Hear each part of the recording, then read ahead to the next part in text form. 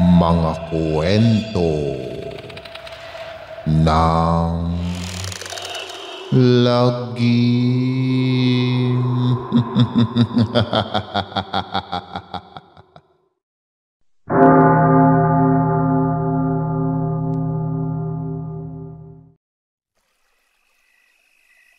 Kamusta na mga giliw naming tagapakinig?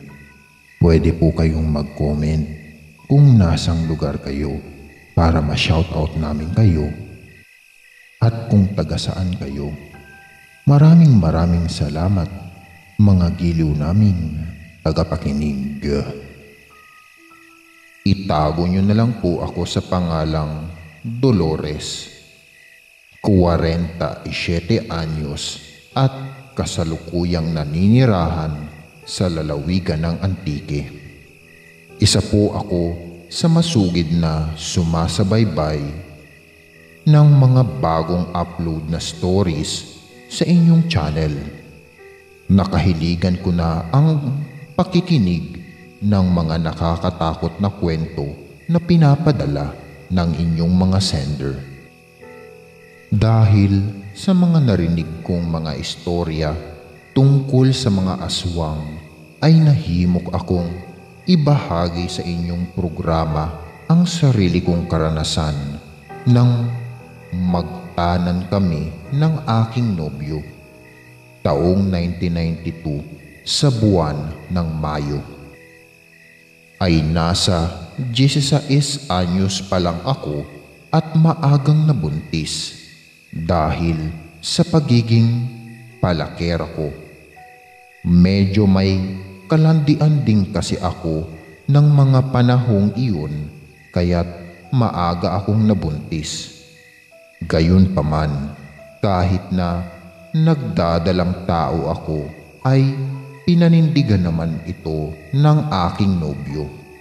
Naitago na lang natin sa pangalang Enteng. Tubong Ilongga ako at naninirahan noon sa Bacolod. Parehas kami lumaki ni Enteng sa nasabing probinsya at halos matagal ko na itong kakilala simula nung nag-aaral pa ako ng elementarya. Dahil nabuntis ako noon ni Enteng ay naapektuhan pati ang pag-aaral ko, dahilan para magalit sa akin ang mga magulang ko. Hindi rin boto ang mga magulang ko sa taong nakabuntis sa akin dahil kilala si Enteng sa lugar namin bilang basagolero at sakit sa ulo ng kanyang mga magulang. Ngunit mahal ko si Enteng at ipinaglaban ko ito sa aking mga magulang dahil nais nilang paghiwalayin kami. Hindi raw mahalaga sa kanila kung lumaki ang anak ko na walang ama, kesa naman pakisamahan ko ang walang kwentang lalaki dahil palakero at basagulero nga ito sa aming lugar. Tumigil na rin sa pag-aaral ang aking nobyo dahil pinahiya ito ng aking mga magulang sa aming paaralan. Pati na rin sa mga kabaryo namin.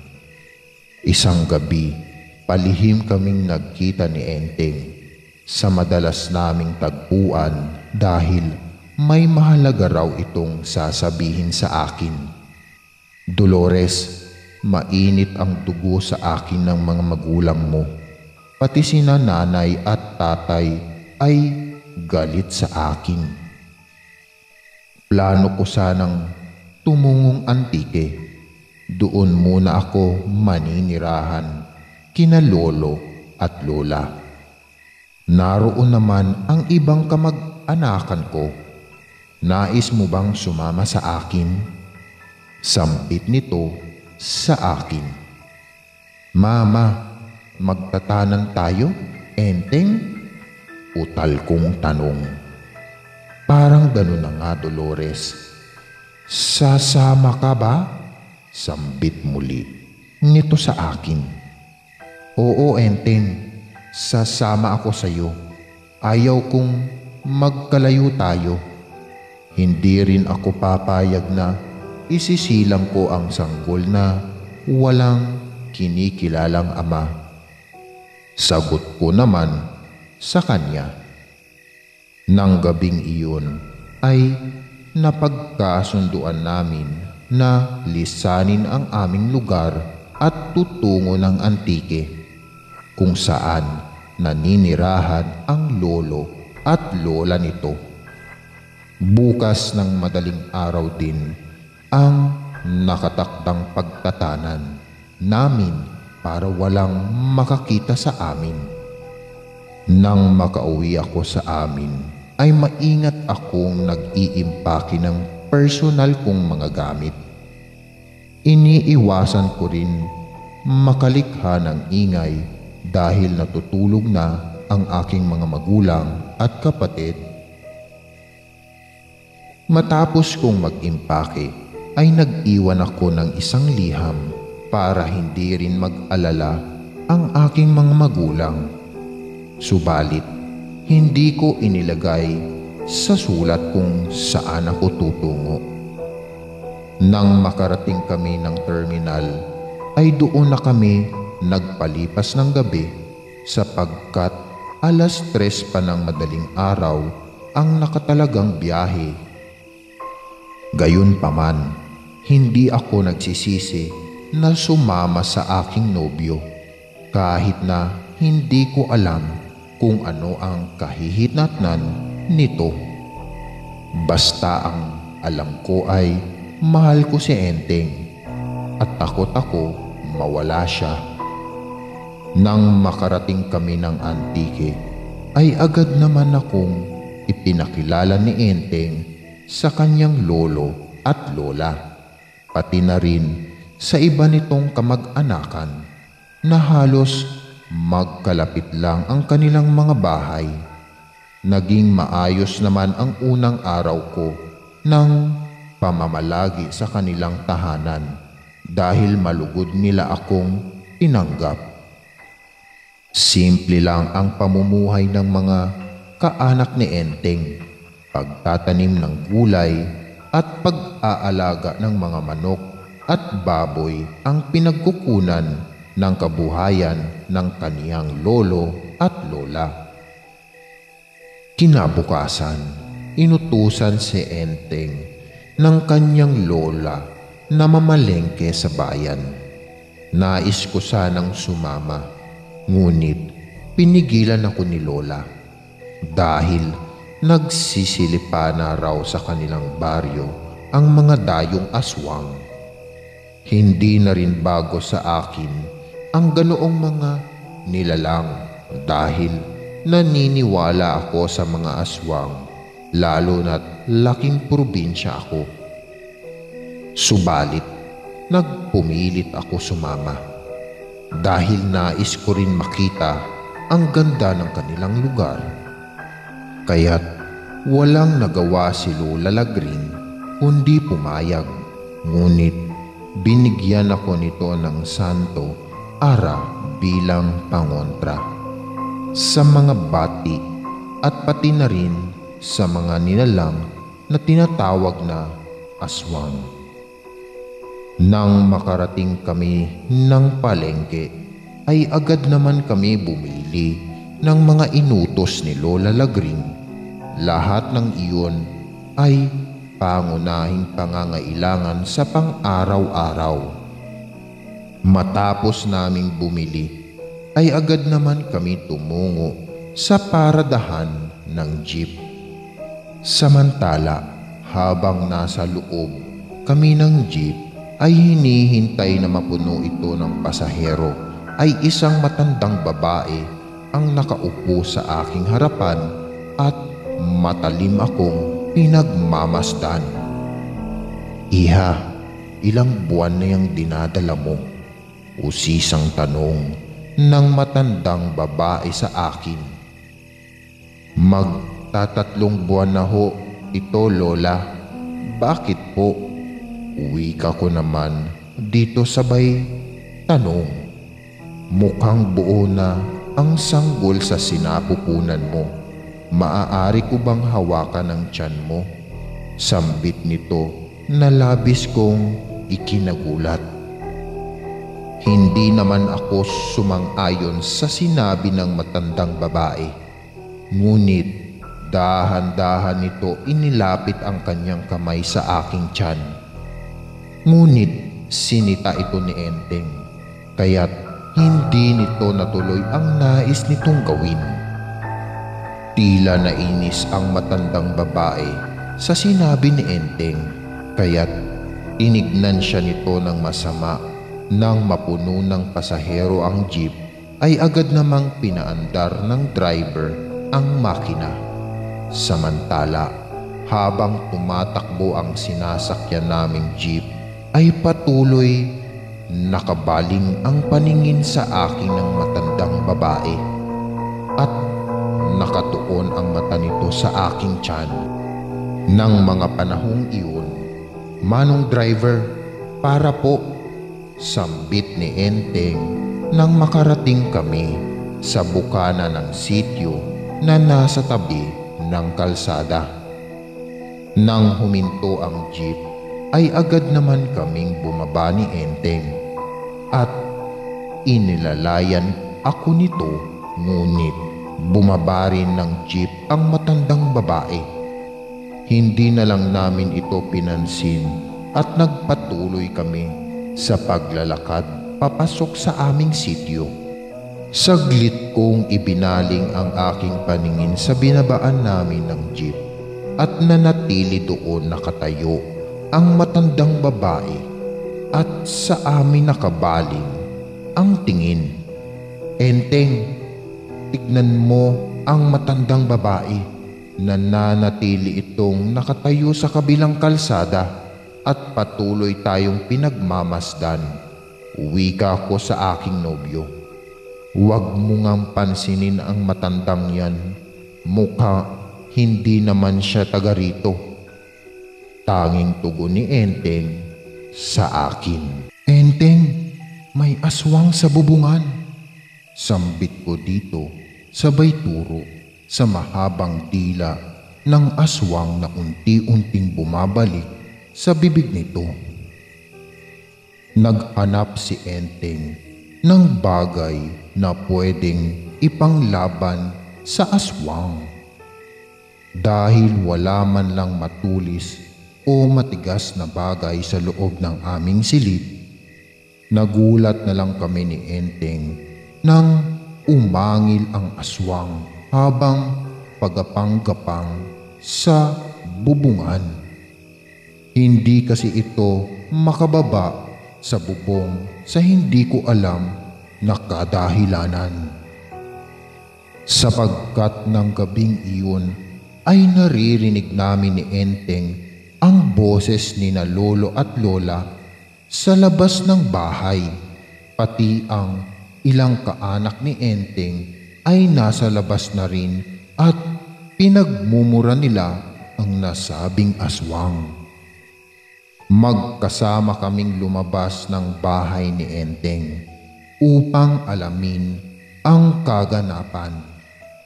Nang makalabas kami ng aming tahanan ay ibinaling ko ang aking paningin sa itaas ng bubungan at nakita ko nang malapitan ang kabuuan ng aswang. Hubot-hubad ito, maputla at makintabdi ng balat na halatang naligo ito sa malansang langis.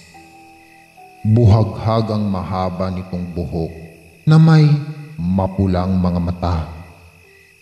Nagtataka rin ako kung bakit hindi ito makababa sa bubungan upang tumakas, sapagkat napapaligiran na ito ng ilang kabaryo ni Lola Lagring.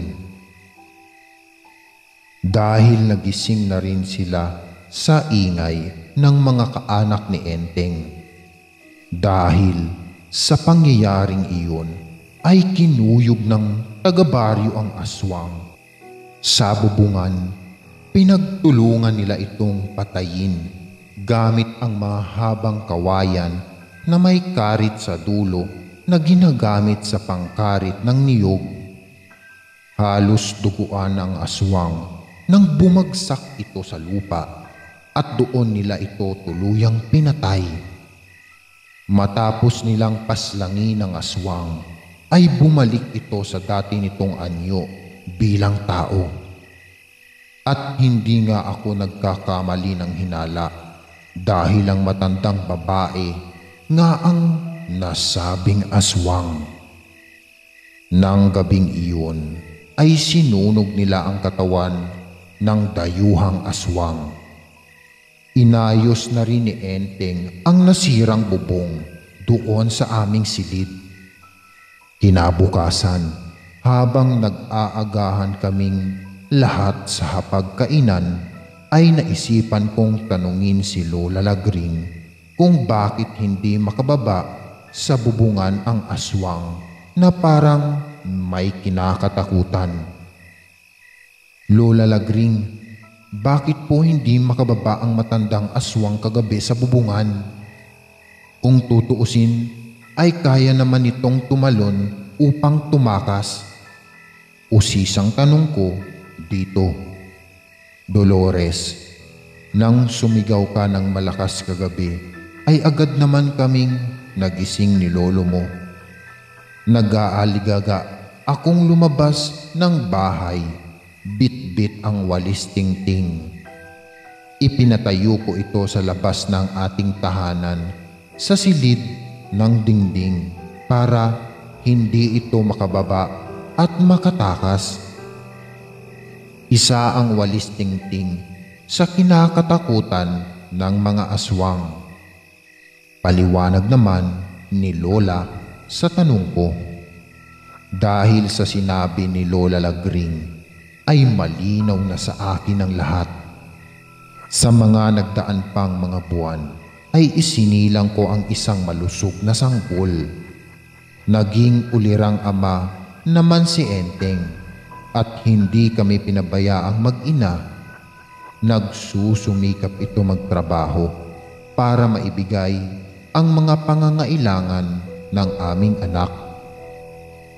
Sa paglipas ng ilang buwan, ay pinag-aral ako ni Enteng at si Lola naman ang nag-aalaga sa aming anak tuwing papasok ako sa eskwela. Dahil sa pagsusumikap namin ni Enteng ay nakapagtapos ako ng pag-aaral at nakahanap ako ng magandang trabaho. Lahat ng kinikita namin ni Enteng ay napupunta ang kalahati kina lolo at lola bilang pagtanaw ng utang na loob. Hanggang dumating sa punto na tinanggap na si Enteng ng aking mga magulang bilang asawa ko. Nung naisipan namin magbakasyon sa Bacolod, hindi maipinta ang labis na kasiyahan ng aking mga magulang nang makita nila ang kanilang apo. Humingi naman ako ng tawad sa mga magulang ko dahil sa pagiging sutil ko. Ngunit pinilit kong baguhin ang aking sarili kasama ang pinakamamahal kong lalaki. Hanggang dito na lamang po ang aking kwento. Sana'y magbigay aral ito sa mga taong nakarinig ng aking istorya hango sa tunay kong karanasan. Ika nga, hindi pa huli ang lahat upang ika'y magbago. Minsan, ang pagkakamali ay siyang nagbibigay daan upang maging matatag tayo at matuto sa tamang landas. Lubos na gumagalang, Dolores ng Antique. Tingin ko rin, mukhang hindi ito taga rito sa inyo. Ang weirdo naman kasi ng matandang yun, ani ko muli kay Enteng. Habang marahan kaming naglalakad, nang makarating kami sa tapat ng bahay nila Lola Lagring, ay sinalubong naman kami ni Lolo at kinuha nito ang ilang bitbit kong supot. Kahit matanda na ang lolo at lola ni Enteng, ay malakas pa rin sila at mabilis kumilos. Enteng apo, sigurado ka bang dito na kayo maninirahan ng nobya mo? Tanong ni Lola Lagring sa kanyang apo habang kumakain kami ng pananghalian. Opo Lola, dito na kami maninirahan ni Dolores, tugon naman ni Enteng. Wala namang problema sa amin ng iyong lolo kung dito kayo sa amin maninirahan. Pabor pa nga sa akin iyon dahil may kasama na kami dito sa bahay. Ang iniisip ko, paano na lang kung malaman ng mga magulang ni Dolores na nandito siya? Malaking problema yon, sambit muli ni Lola Lagring. Lola, wag po kayong mag-alala. Hindi naman po malalaman ng mga magulang ko na nandito kami sa Antique. Sabat po naman sa sinabi ni Lola Lagring. Mabuti naman kung ganon. Umiiwas lang kami sa gulo, iha. Prangkang namang sabi ni Lola. Enteng, ano na ang plano mo? Huwag mong sabihin na porket na sa puder ka namin ay tatambay ka lang dito sa aming tahanan. Isipin mo, buntis ang kinakasama mo. Kinakailangan mo ring kumilos para makapag-ipon ka ng mga pangangailangan ng kinakasama mo. Kilala kita apo, huwag kang tatamad-tamad dito, tanong naman ni Lolo sa kanyang apo na tila pinagsasabihan. Si Lolo naman, pinapahiya ako sa harap ni Dolores. Magtatrabaho naman ako at saka habang wala pa akong trabaho, tutulungan ko muna kayo sa pagtatanim at pag-aalaga ng mga hayop. Uwi ka naman ni Enteng na halatang napahiya sa sinabi ng kanyang lolo dahil totoo naman ang sinabi nito. Ewan ko ba kung bakit mahal na mahal ko si Enteng kahit alam ko ang karakas nito. Likas na rin noon ang pagiging tamad nito. Hindi kita pinapahiya, Enteng. Sinasabi ko lang kung ano'ng tama at dapat mong gawin. Hay nako, kayo talagang kabataan ang hilig pumasok sa gulo. Sambit muli ni Lolo at napasinghal ito. Matapos namin mananghalian ay tinulungan ko si Lola Lagring sa pagliligpit ng pinagkainan habang si Enteng naman ay sumama kay Lolo tumungo sa likod ng bahay kung saan nakasadlak ang tangkalan o kulungan ng mga alaga nitong mga hayop. Nalilibang naman ako tuwing nakakasama ko si Lola Lagring. Dahil pala kwento ito, kahit matanda na ito ay makwela pa rin itong kausap. Kinagabihan, habang tahimik ang paligid, ay nasa kasarapan na ng tulog sina Lolo at Lola, pati na rin si Enteng. Ay hindi pa rin ako dinadalaw ng antok. Tila naging madamot sa akin ang gabi. Saglit akong bumangon sa pagkakahiga at tumungo sa kusina para uminom ng tubig. Nanunuyo kasi noon ang lalamunan ko at tila maalinsangan din ang panahon. Habang umiinom ako ng tubig ay nakarinig ako ng mahinang huni ng tiktik. Ayon sa kasabihan, pag mahina raw ang huni ng tiktik ay malapit lang ito. Ibig sabihin, nasa malapit lang ang aswang. Dahil hindi naman ako matatakutin noon, ay hinayaan ko na lang ang huni ng tiktik. Gasera din ang nagsisilbing liwanag sa loob ng tahanan dahil wala pa sila noong kuryente.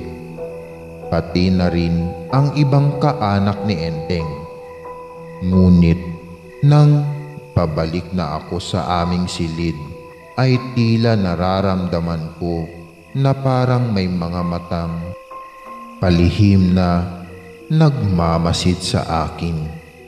Hanggang sa maibaling ko ang aking paningin sa isang sulok ng dingding malapit sa bintana sa sala.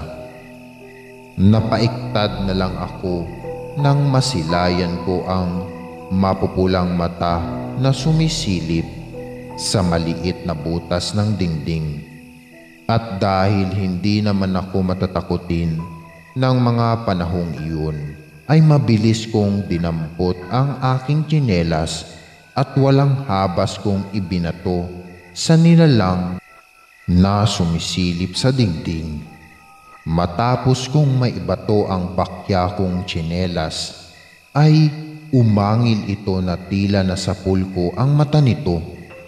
Narinig ko rin ang mga yabag nito na tila papalayo dahil nagising na ang mga kasamahan ko sa loob ng bahay dahil sa nilikhang ingay ng bakya na tumama sa dingding. Tinanong ako ng mga ito kung anong ingay iyon at sinabi ko naman sa kanila na may binato akong nilalang na sumisilip sa dingding. Dolores, mukhang binibisita ka ng aswang. Malakas talaga ang pang-amoy nila sa buntis, wika ni Lola Lagring. Oo nga Lola, mukhang alam ko na kung sino ang bumibisita sa akin. Maiksing tugon ko naman sa sinabi nito. Hinala ko kasi na aswang ang matandang nakasabayan namin sa jeep kaninang umaga. Simula nang bisitahin ako ng aswang at batuhin ko ito ng bakya, ay hindi na ako muling dinadalaw pa nito. Sa mga lumipas pang mga araw, ay tuluyan na nga akong hindi ginagambala ng nilalang na iyon. Ngunit lumipas ang isang linggo, ay isang pangyayari ang hindi ko inaasahan. Sa kasagsagan ng gabi, habang mahimbing kaming natutulog, ay nagising na lang ako sa maalinsangang panahon. At nadadama ko rin na tila may gumagapang at kumikislot sa maambok kong tiyan. Napamulat at nagilalas na lang ako nang makita ko ang makintab na sinulid na tumutusok sa aking tiyan at pinipilit na ipasok sa loob ng aking kalamnan. Kaya pala nakakaramdam ako ng hapdi at kirot sa aking tiyan. Sinipat ko ng tingin kung saan nagmumula ito at napasigaw na lang ako nang makita ko ang ulo ng aswang na nakausli sa bubungan na gawa sa pawid. Sinira at binutas nito ang bubong upang makapasok ang kanyang ulo, sapagkat dila pa lang ng aswang ang makintab na sinulid na sumusuksok sa aking maumbok kong tiyan. Dahil sa senaryong iyon ay napasigaw ako ng malakas. Nagising naman si Enteng at nataranta kung ano ang gagawin dahil naalimpungatan ito sa mahimbing nitong pagkakatulog.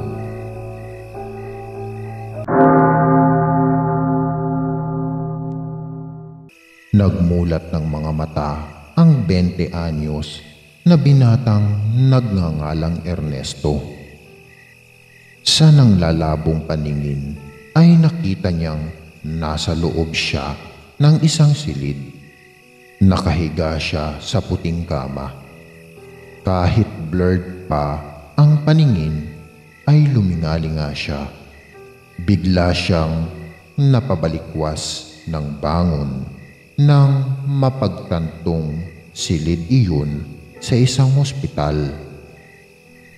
At lalo pa siyang nabigla nang makita sa pagbangon niya ay naiwan ang katawang lupa niya. Marami ring nakakabit sa kanyang aparato. Pilit niyang binalikan sa isip kung anong nangyari sa kanya, pero wala naman siyang maisip. Parang walang laman ang utak niya. Walang laman ng utak. Iyon ang paulit-ulit na pumasok sa utak niya. Ang boses ng tiyahin na laging nagsasabi sa kanya na wala siyang utak. Lumabas si Ernesto sa silid ng hospital. Nagulat pa siya nang hindi niya nahawakan ang sirdatura ng pinto. Sa halip, nagawa niyang maglagos na lang doon. Hindi alam ni Ernesto kung matatakot ba siya sa nangyari o dapat niya yung ikatuwa. Nagpatuloy siya sa paglalakad. Ikinondisyon ang utak na patay na siya. Isa na lang siyang kaluluwa. Makakasalubong niya ang nobyang si Agatha. Naglalakad ito sa pasilyo ng ospital. Siguro ay dadalawin siya. Tiyak na malulungkot ito kapag nalaman na patay na siya. Dala ng lungkot ay hinakap ni Ernesto ang nobya. Ngunit naglagos lang siya sa katawan nito at diretsong nayakap ang matandang janitor na kasunod ni Agatha sa paglalakad. Mabuti na lang at tumagos lang din siya sa katawan ng matanda. Sa huli ay ang sarili rin niya ang nayakap niya, ang malamig at tila usok na lang niyang sarili. Umiyak ng umiyak si Ernesto. Napansin niya na wala namang luha na lumalabas sa kanya. Kaya itinigil na lang niya ang pag-iyak. Sinundan ng tingin ang nobyang patungo sa room niya. Ayaw niyang makita ang eksena kung papaano nito iiyakan ang bangkay niya, kaya lumabas na lang siya ng ospital. Tinungo niya ang bahay nila kung saan tingin niya ay wala pang alam ang mga kasama niya sa bahay sa pagkamatay niya. Nakita niyang paalis ang tiyahin na si Tia Ana. Natigilan ito sa paghakbang at sinabi sa tatlong anak na tila may nararamdaman daw siyang malamig na hangin. Sinigundahan naman iyon ng panganay na si Melba. Ngunit bigla ring sinabi ng tiyahin na parang ang bantot naman ng hangin na yun. Natawa ang pangalawa sa tatlong magkakapatid na si Moby. Paano raw hindi babantot nagpasingaw na naman ng utot ang bunso nilang kapatid na si Andoy. Ang buong akala ni Ernesto ay naramdaman ng mga kamag-anak ang presensya niya. Mula pa man nang sabay na mamatay sa aksidente ang mga magulang niya, ay ang Tia Ana na niya ang humukup-kup sa kanya.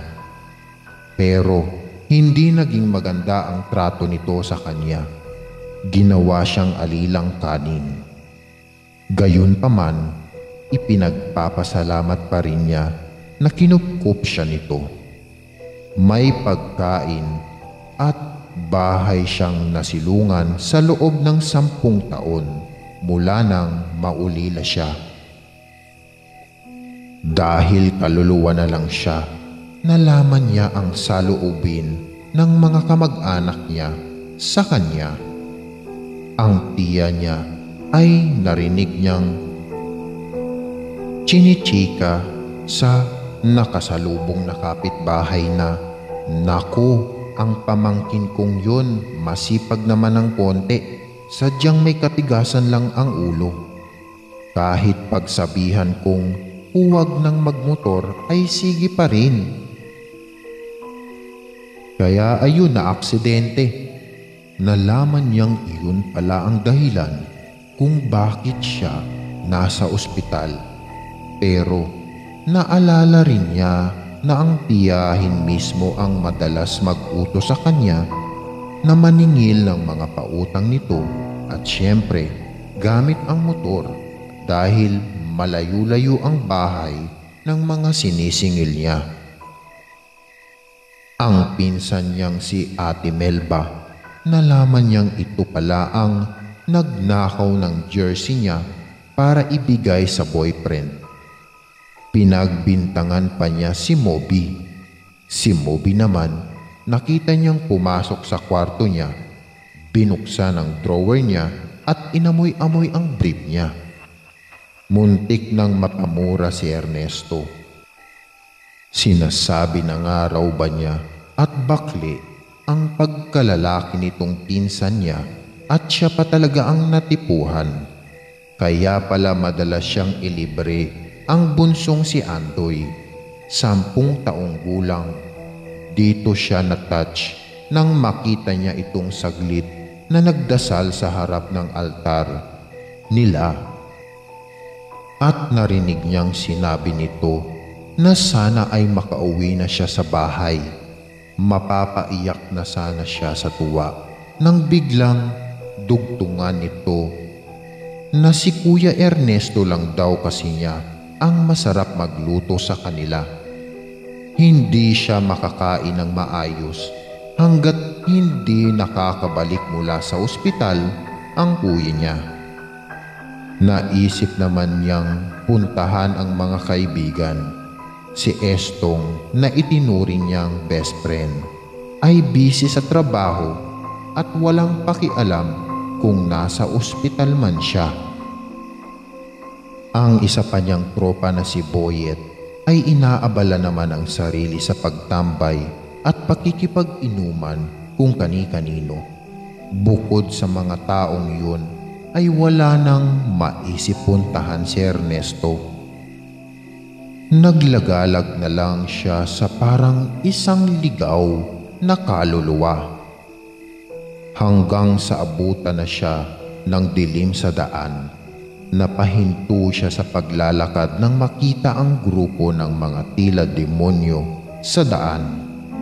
Naisip niya na baka mga kampon ito ni Satanas.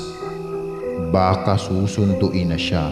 Ang dami rin kasi niyang nagawang kapalpakan at mga kalokohan sa lupa nung nabubuhay pa siya. Baka sa impyerno ang bagsak ng kaluluwa niya. Ayaw niya, natatakot siya kaya mabilis siyang tumakbo. Paglingon niya ay nakita niyang hinahabol siya ng mga demonyo. Lalo pa niyang binilisan ang takbo.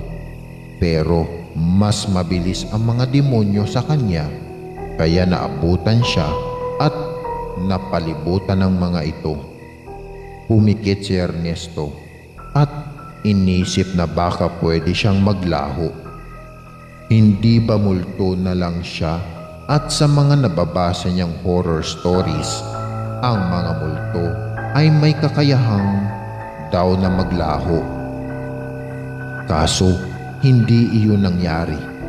Muntik na siyang mapatili nang lapitan siya ng isang demonyo at tanungin kung bakit siya tumatakbo.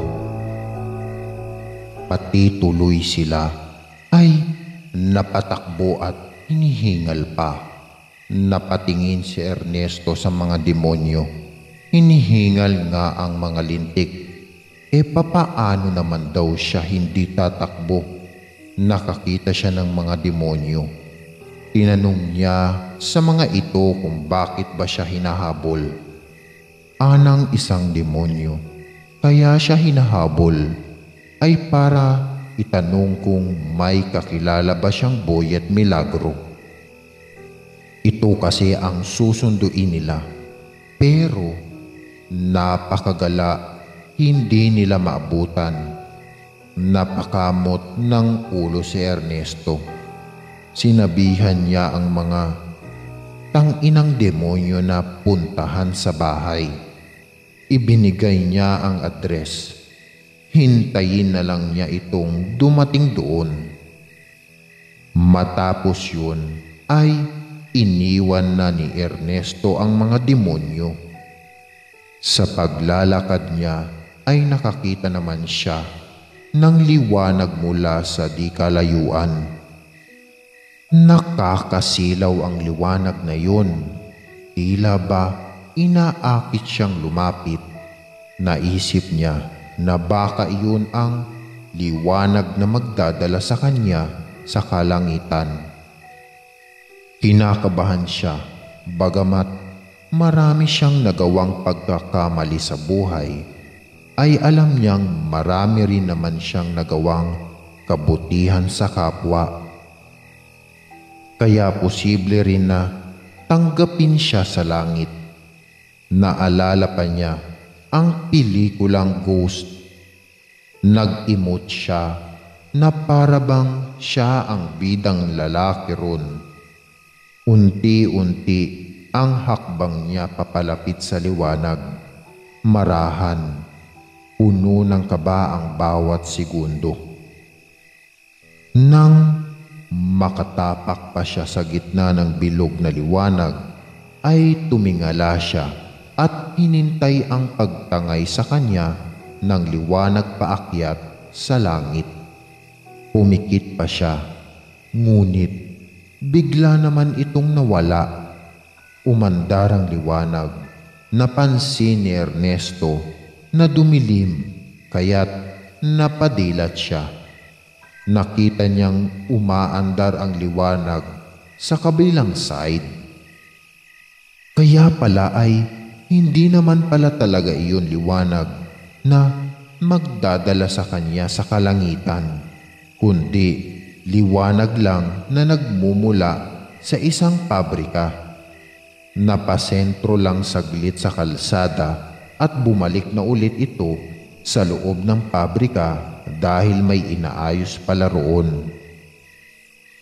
Sa patuloy na paglalakbay ng kaluluwa ni Ernesto ay marami siyang nakita. Mga multong hindi matahimik sa iba't ibang haunted house na nadadaanan niya. Mga kaluluwang paggala-gala tulad niya. May nakita pa nga siyang babaeng umiiyak. Sa tulay, akala niya tulad niya ring kaluluwa. Kakausapin niya sana. Kaso, totoo palang tao na may third eye. Nakita siya, kaya takot na nagtatakbo.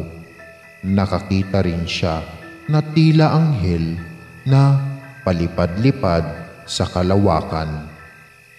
Baka guardian angel. Gusto sana niyang makipagkilala, pero napayuko na lang siya. Baka kasi hindi siya pansinin. Lulugulugong bumalik ng hospital si Ernesto. Nadaanan niya ang morgue at nakita niyang nandoon ang girlfriend niyang si Agatha. May iniiyakan itong bangkay na balot ng puting kumot. Malamang siya na yun. Nasa morgue na ang katawang lupa niya, kaya hindi niya maiwasan na mapaiyak din. Pero napansin ulit niya na wala naman siyang luha. Kaya huminto na lang siya sa pag-iyak at sinubukang yakapin ang namimighating nobya. Naramdaman naman ni Agatha ang malamig na hanging dumampi sa katawan niya. Sa takot ay nagmadali siyang tumakbo palabas ng morgue. Susundan sana ni Ernesto, kundi lang biglang may kung anong malakas na puwersa ang humatak sa kanya pabalik sa katawang lupa niya na nasa loob pa rin pala ng silid at wala sa morgue tulad ng iniisip niya. Pagmulat ng mga mata ni Ernesto, tabi niya si Agatha. Tuwang-tuwa namang makitang nagkamalay na siya. Takang-taka naman ang binata. Ang alam niya ay patay na siya. Kaluluwa na lang naglalakbay.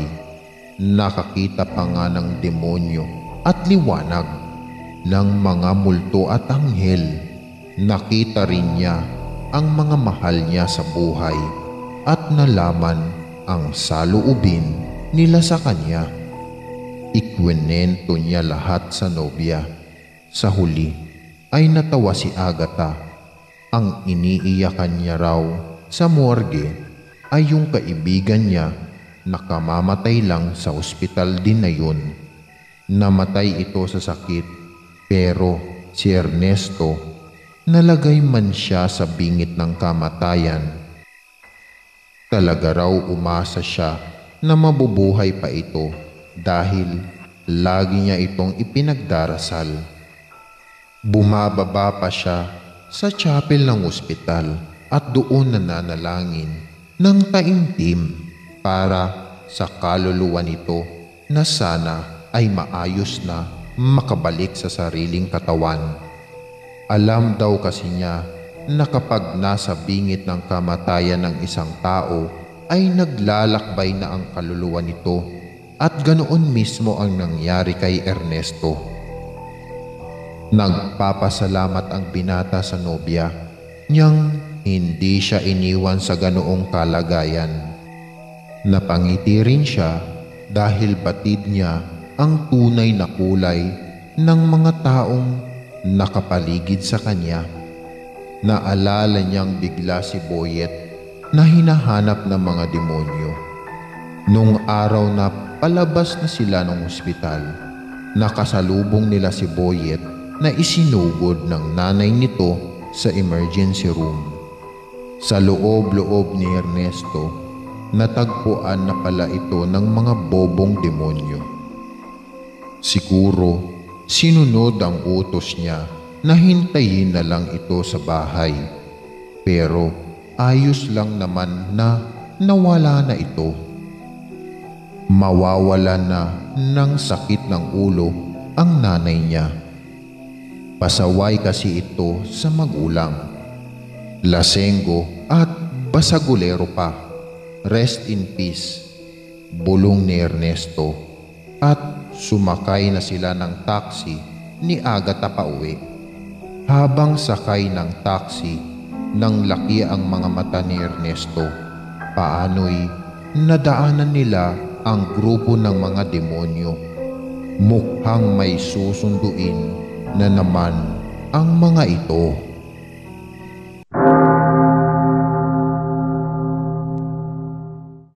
Kakatapos lang sa latin ng malakas na bagyo ang nayon ng Santa Cruz. Waring kinawawa ng marahas na hangin ang buong nayon dahil tila naubos ang mga sanga at mga dahon ng mga puno sa lugar na iyon.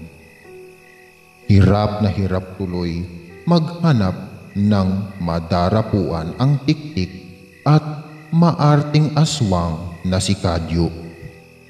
Pinagtitiisa na lang niyang pagkublihan ang isang naputol na punong niyog.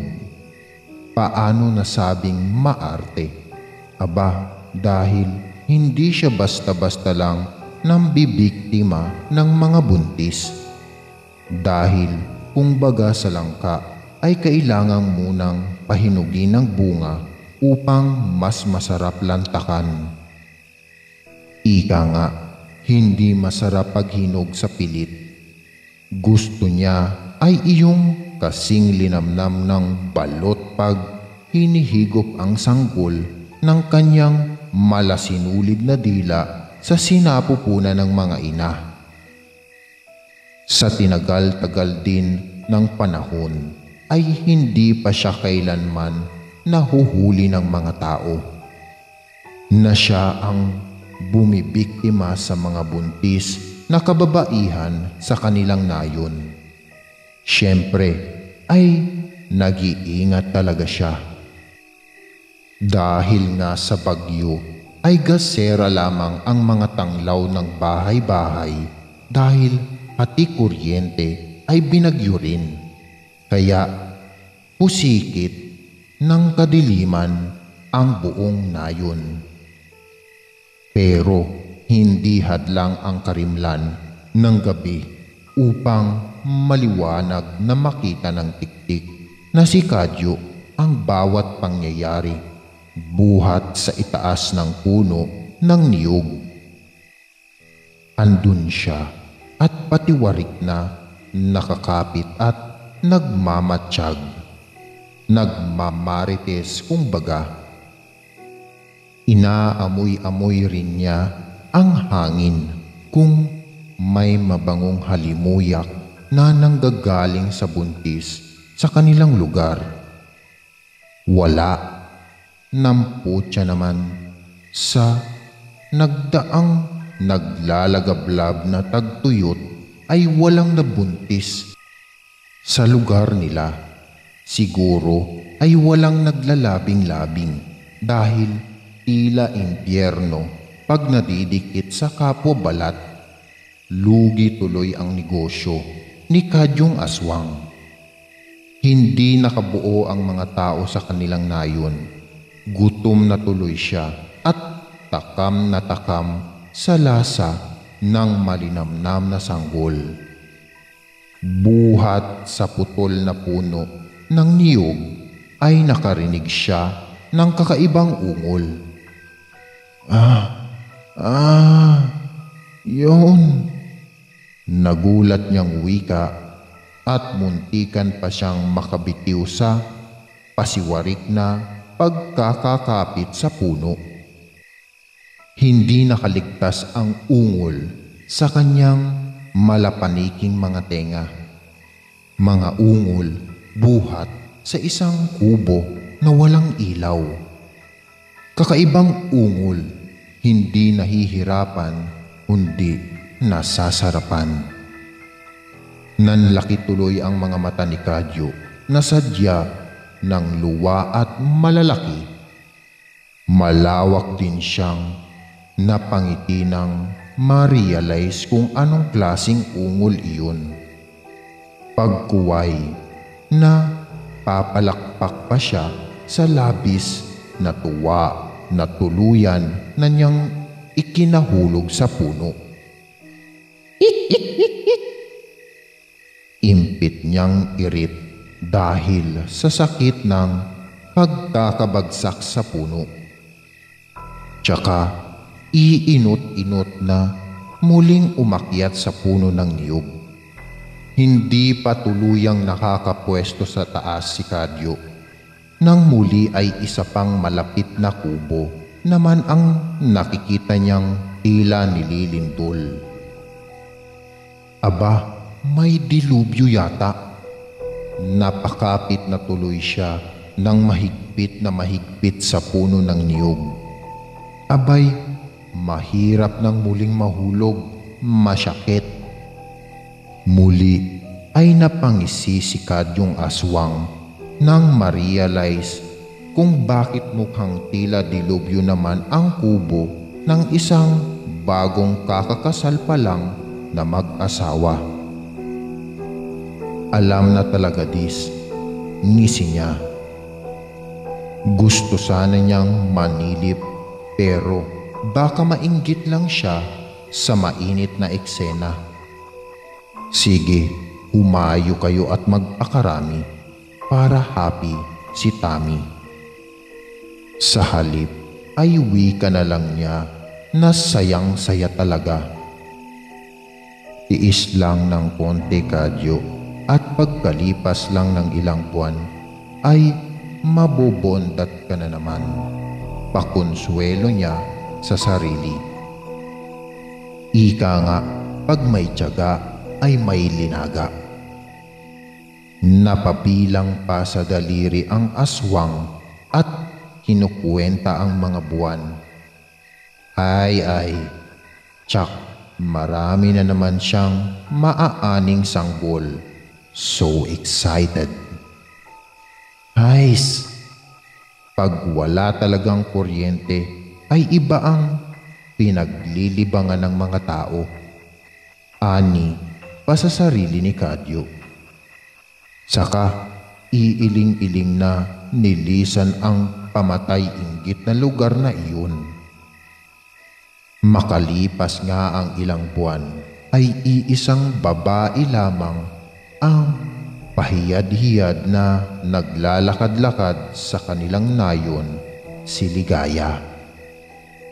Napakamot sa ulo si Kadyo dahil bakit iisa lang ang nakabuo. Sa pagkakatanda niya ay 7 ang kabahayan noon na sabay-sabay na nagpapasabog. Binilang pa nga niya.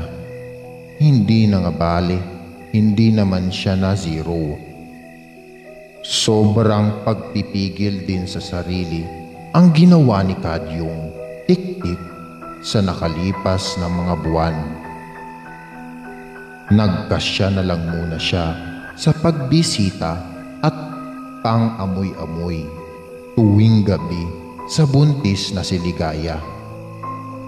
Uy Ligaya, maanong pag tuwing gumagabi na ay umuuwi ka na sa inyong kubo? Ikaw rin, baka maaswang ka. Birong totoo ni Kadyo sa babae tuwing makakasalubong niya sa daan. Ako? Hindi ako magagalaw ng aswang na yan. Takot lang niya sa akin. Tsak, siya na mismo ang iiwas. Matapang pa nitong sagot. Ah, ganun na? Pwes, mamayang gabi ay humanda ka na. Matalim ang tingin, ngunit tumutulo ang laway na wika ni Kadyo sa sarili habang nakatitig sa maambok na tiyan ni Ligaya. Hanggang sa sumapit na nga ang gabi ng pag-aani ng sanggol ni Kadyong Tiktik. Sa wakas ay matatapos na rin ang matagal niyang pagkakatakam at paghihintay. 9:00 pa lang ng gabi ay nakapwesto na ito sa punong niyog na ginagawa na nitong tambayan tuwing gabi. Hinihintay lang niyang makatulog ang mag-asawang nakatira sa kubo. Saka dahan-dahan siyang lumipat sa bubungan ng mga ito. Napalakas pa nga ang kanyang pagbagsak. Buhat sa bubungan ay pinalaki niya ng mahahabang daliri ang butas na dati nang nandoon. Kaya kitang-kita niya ang natutulog at tihayang-tihayang buntis at nakalilis pa ang suot na damit pang itaas. Kaya kitang-kita niya ang kabilugan ng tiyan nito. Marahan niyang isinuot sa butas sa bubong ang malasinulid niyang dila at pinuntirya kaagad ang puso ni Ligaya. Doon niya balak ipasok ang kanyang dila upang masipsip ang sanggol. Ngunit, wak! Wak! Sunod-sunod niyang pagsusuka sa itaas ng bubungan at agad binawi ang mahahabang dila. Saka di maiwasang nagtatarag. Namputya, bakit ganun ang lasa? maasim-asim, lasang suka na lasang lupa. Saka ano itong kumulapol sa dulo ng dila ko. At muling masuka-suka ito sa nakitang namumuo at namamasa-masang kumpol ng dumi sa dulo ng kanyang dila. Maantot na libag, gwak, gwak. Muling pagsusuka ni Kadyong Tiktik na halos ilabas na ang lahat ng laman ng tiyan. Pwe, pwe! Kagandang babae pero hindi nagtatanggal ng libag sa pusod. Patuloy na pagrereklamo ng Tiktik. Tuloy ay nagising ang mag-asawa sa loob ng kubo dahil sa ingay ng pagsusuka ng aswang sa kanilang bubungan. Ano yun? Tanong ni Ligaya. Pusa lang siguro, nagsusuka mahal. At agad din silang bumalik sa pagtulog. Tuloy ay hindi natuloy ang masamang balak ni Kadyong Tiktik sa sanggol ni Ligaya ng gabing iyon. Pero hindi sa ganoon lang susuko ang aswang na si Kadyo. Baka nagkataon lang na hindi nakapaligo si Ligaya ng araw na iyon kaya naipon ang libag nito sa pusod. Mamayang gabi ay balak muling bumalik ng aswang upang tangkain muling makuha ang sanggol. Sa ibang lagusan naman nito, balak ipasok ang basang dila mamayang gabi, baka doon presko na.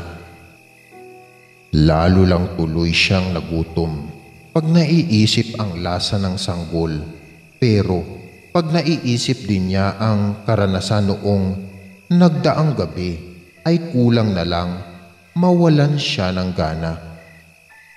Saktong 12:00 ng hating gabi nang muling lumanding si Kadyong Tiktik sa bubungan ng kubo ni Ligaya. Muli ay mas pinalaki nito ang butas na nandoon na. Wala siyang sinayang na sandali at agad ibinaba ang sarili, malasinulid na dila patungo sa kinaaangan sa pagitan ng mga hita ni Ligaya. Humahagik-hik pa ng pino ang babae dahil tila nakikiliti. Abay, pag sinuswerte nga naman, krema ang kulay ng suot na panty ng bruha. Namimilog tuloy ang mata ng aswang sa pagkakatitig sa borles na babae. In fairness, maalindog pa rin kahit buntis. Doble swerte niya ngayong gabi. Makakatkim siya ng 2 putahe. Makakatikim siya ng sanggol. Makakatikim pa siya ng tilapia. Kaya ano pang hinihintay? Huwag nang patagalin pa. Sisisirin na. Ngunit nasa bukana pa lang ang dila niya sa kuweba ni Ligaya nang muling bumaliktad ang kanyang sikmura dahil sinalubong siya ng nakakasulasok na hangin mula doon. Amoy bulok na tahong na naburo ng ilang dekada. Pweh, bastos, balahura! Ang kulay krema palang panloob ni Ligaya siguro ay dating kulay puti na ngayon ay nagtutubal pala sa libag kaya nabago na ang kulay. Kung pusali lang ang amoy sa pusod ni Ligaya, dini sa ibaba ay puso negro na. Sinamahan pa ng tila amoy ng pinaglinisan ng isda, malansa-lansa. Anong klasing babae are? Apakabalahura sa sarili. Pagdadabog ng aswang saka mabilis na lumisan. Hindi na dibale nang hindi makakain ng sanggol. Huwag lang tuluyang maipasok ang kanyang dila sa maantot nitong kuweba. Kinabukasan ay pinagchichismisan sa kanilang lugar ang masamang balita na buhat sa kalapit na yun. Dahil napurnada ang balak ni Kadyo kay Ligaya, ay sa kalapit na yun pala ito nang bibiktima ng buntis kagabi. Kawawa naman yung babae sa kalapit na yun. Kinuha ang sanggol sa sinapupunan ng sapilitan. Wakwak ang tiyan. Sobra na talaga ang mga aswang na yan. Pag nahuli natin yan ay eyeballs lang niya ang walang latay. Usapan ng mga musang na may kasamang pagbabanta sa salot na aswang. Kunyari namang nakikinig lang si Kadyong Tiktik na siyang tunay na salarin sa mga nagaganap na patayan. Naku, kaya ikaw Ligaya, mag-iingat ka, buntis ka pa naman. Sobrang bango daw niyan sa mga aswang. Dagdag ng isang marites, hindi nila ako mabibiktima, may sekreto ako. Di nila ako magugustuhan, mayabang na sagot ng babae. Dahil sa narinig ng kayabangan ni Ligaya ay uminit ang ulo ni Kadyong Aswang dahil naalala niya ang kadugyutan nito sa sariling pagkababae. Yabang pa nito, manalita ha. Kung hindi lang sobrang baho ng tipay nito, matagal na sana itong pinaglalamayan ng kanyang mga kanayon. Ay, alam ko ang tinatago mong baho. Mga kanayon, lamog ang babaeng ito. Hindi marunong maghimasa, ani ni Kadyo.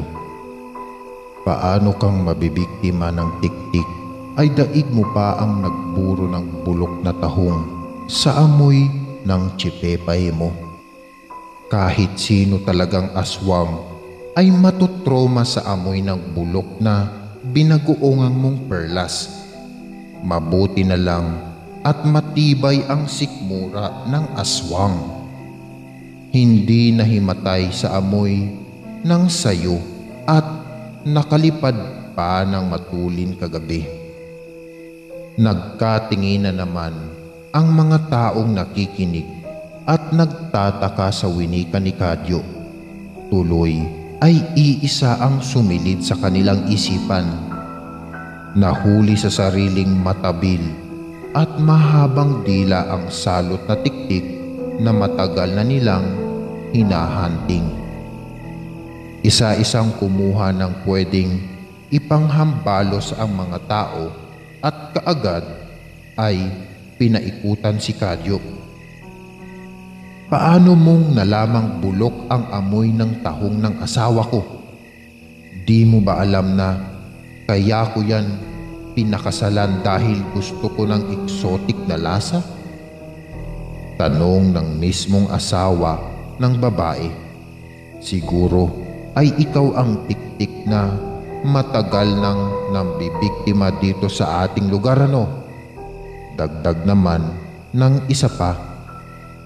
Magpapaliwanag ako, urong ni Kadyo, dahil sumusugod na ang galit na mga tao palapit sa kanya.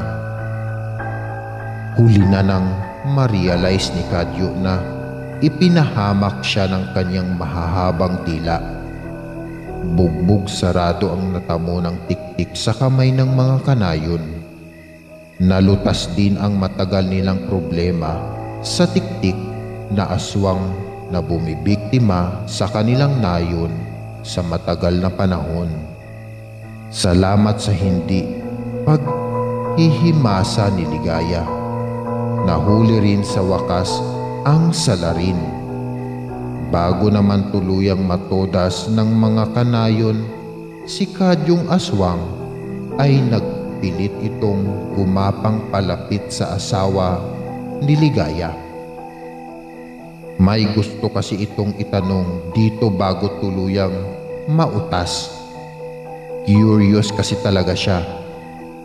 Pre, ako sa'yo samba.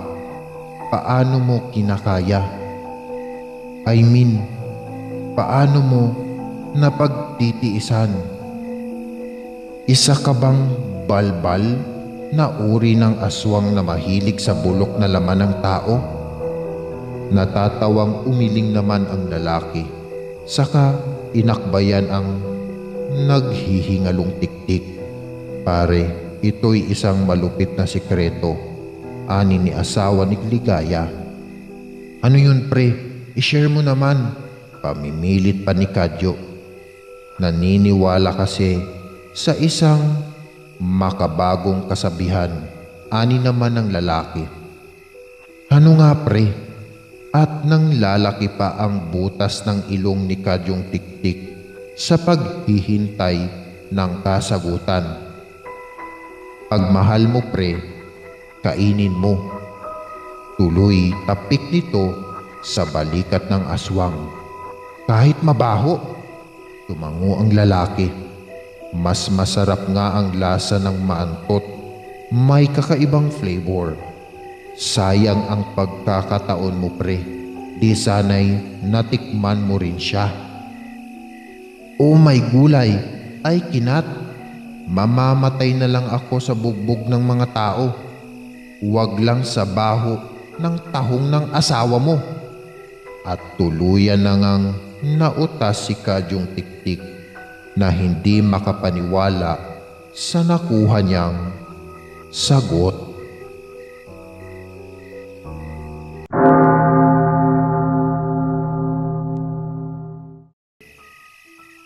Ako si Tekyo. Ang aking ikukwento ay nangyari taong 1988 sa lumang sementeryo sa isang bayan sa Isabela. May ibabahagi akong kwentong na tunay nagpabago sa aking pagkatao. Una kong ibabahagi kung paano at saan nagsimula ang lagim na tumapos sa aking tatlong kaibigan. Hindi naman ako basagulero o siga sa aming paaralan. Masasabing makulit at madaldal lamang ako, kaya napasama ako sa grupo ni Nalando, Louie at Elias. Sila ang mga siga na sikat noon sa pinapasukan naming sa high school. Sabi nila, kalug at masayahin daw akong kasama, kaya paborito nila akong dalhin. Minsan pa nga ay sinundo nila ako.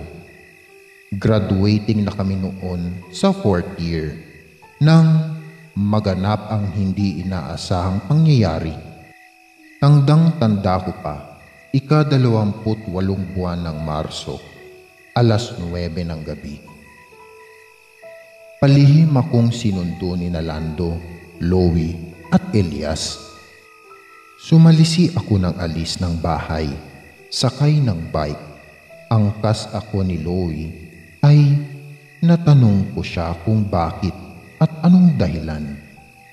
Tsaka ko daw malalaman, sabi nito. Kinakabahan akong sa mga oras na iyon. Hindi ko alam kung bakit. Pumasok kami sa lumang sementeryo. Minura ko pa nga ang mga ito dahil lalong lumakas ang kabog ng dibdib ko. Tumahimik daw ako, kung hindi puputulin daw nila ang ari ko. Sabay bawing kumalma lang daw ako.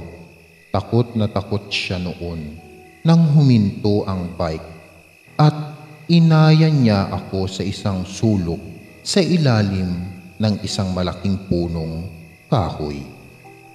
Inikot ko ang aking paningin sa mga nakapaligid na nicho. Tinapik pa ni Elias ang aking balikat upang bilisan ang aking lakad. Pumasok kami sa makipot na daanan at narating namin ang dulong bahagi ng sementeryo. Hindi naman gaanong madilim dahil maliwanag ang buwan. Nanlaki ang mata ko kung sino ang taong nakaupo sa isang nicho habang nakagapos. Agad kong nakilala kung sino ito. Walang iba kundi si Boyang, ang kilalang bading sa aming paaralan. Napatingin ako sa tatlo kung kaibigan kung anong ginagawa ng mga ito kay Boyang. Nagmumura sila at sabay-sabay nagsasalita. Iisa lang ang naiintindihan niya. Nahuling ng boboso ito sa kanilang tatlo. Akala ko sa mga palabas lang sa sinihan ko makikita ang ganoong eksena. Pero totoong-totoo pala talaga. Naging mabilis ang kilos ng kamay na duguan. Tumalon ito sa mukha ni Louie. Nagsigawan silang tatlo. Tinusok nito ang dalawang mata ni Elias. Kitang-kita ko kung paano ito nanggigigil. Bumulwak ang dugo sa mata ni Louie, habang si Louie ay sumusugod kay Elias gamit ang balisong. Ay tinusok nito ang kamay, pero mabilis ang kilos ng kamay. Bago pa ito matusok, ay tumalo na ito sa mukha ni Lando. Dahilan para ang balisong ay sa mukha mismo ni Elias tumama. Napuno ng nakakapangilabot na sigawan sa lugar na iyon. Napatulala na lamang si Louie dahil sa nangyari na siya ang may kagagawan. Nanghihinang natumba si Elias habang sapo-sapo ang dugoang mukha. Sumigaw ng tulong si Lando kay Louie. Pilit nilang inaaalis ang kamay na nasa mukha nito. Pero nakita ko kung paanong hirap na hirap silang alisin ito. Naihagis nila ang kamay sa di kalayuan, pero mabilis itong kumilos. Muli itong umakyat sa ulo ni Louie. Bumaba sa leeg at pilit na sinasakal ito. Narinig ko pang sinigawan ako, Lando, na tulungan ko daw sila. Pero naging manhid at nanghihina ang aking tuhod dahil sa pagkagimbal. Natumba pa at bumagsak sa lupa si Louie. Nangingisay dahil inikot-ikot ng kamay ang ulo nitong hanggang sa maputol. Sabay kaming napasigaw ni Lando nang makita naming gumugulong-gulong ang putol na ulo ni Louie. Tatakbo sana si Lando, pero nahila ito ng kamay. Malakas nitong hinablot ang ulo at nilakumos iyon na parang papel. Nadurog ang ulo nito sabay sabog ng utak nito. Sa mga mata ko, doon ko lang napansin na may itim na figura ang nakatayo habang ang kamay ay nasa ere. Ito marahil ang kumokontrol sa kamay. Nanginginig akong umatras dahil wala pa rin akong lakas. Sa aking pag-atras, nakita ko ang dalawang bilog na mata na gumugulong sa aking tagiliran. Pag-angat ko ng aking mukha, naroon ang itim na figura habang ang kamay ay nasa ere. Ilang beses akong lumunok ng laway bago nakiusap, Alam kong kaluluwa iyon ni Boyang. Nakiusap akong huwag akong patayin dahil wala akong kasalanan. Pagkasabi ko noon ay tila nagkalakas akong tumayo at tumakbo. Nilisan ko ang sementeryong iyon na baon-baon ng nakakahilakbot na pangyayari. Kinaumagahan, nabalita nga ang nangyari, pero naging tikom ang aking bibig sa mga nangyari. Pilit kong kinalimutan ang pangyayaring yun. Hindi na ako nag-usisa pa, lalo na doon sa buhay na putol na kamay. Nilagnat ako ng sumunod na araw at nagkasakit na hindi maipaliwanag ng doktor. Sa habag ng Diyos, gumaling ako. Ilang buwan pa ang lumipas. Nadistino ang aking tatay sa Maynila, dahilan para dito na kami sa Kamaynilaan manirahan. Ngayon, matanda na ako at mga pangyayaring iyon sa buhay ko ay paulit-ulit ko na lamang ikinukwento sa aking apo. Hindi ko alam kung naniniwala ba sila sa akin, pero iisa lang ang iniiwan ko sa kanilang bilang payo. Sikapin nating maging mabuting tao. Huwag tayong magpapadala sa ating mga galit.